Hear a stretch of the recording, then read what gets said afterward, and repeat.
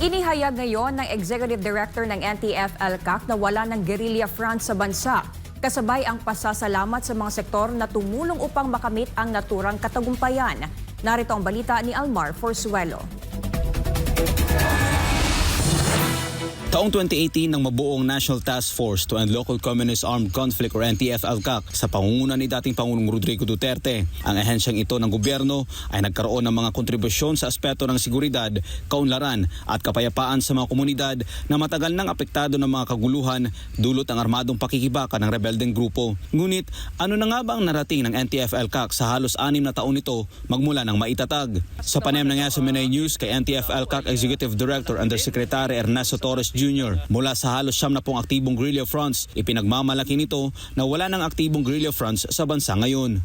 Sa ating campaign on counterinsurgency, we've been very successful for the past almost 6 years now.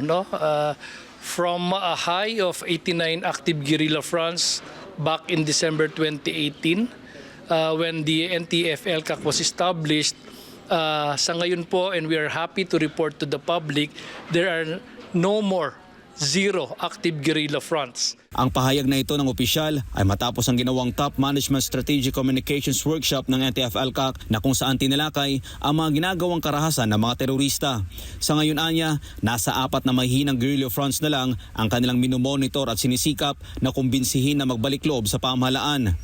We are just confronting 4 weakened guerrilla fronts, and we are confident that our security sector, together with the help of the other agencies and the whole of nation participation, we would be able to dismantle the 4 remaining weakened guerrilla front sooner rather than later.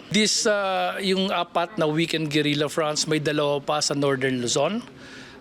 Yung KLG Baggas and KLG North Abra, and 1 in Bicol region, that's KLG 1, and Central Front in Panay region. Binigyan din ito na dahil sa whole of the nation approach ng pamahalaan ay naiparamdam sa mga kababayan natin na nasa mga liblib na lugar ang mga programa ng gobyerno, kung kaya't marami ang sumusuko ng mga rebelde.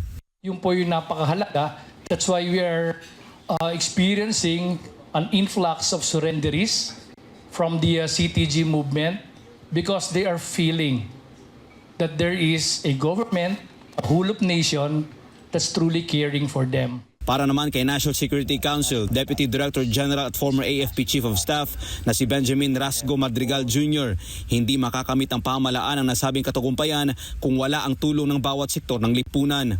The National Task Force will not be a national task force if we only talk of the government agencies.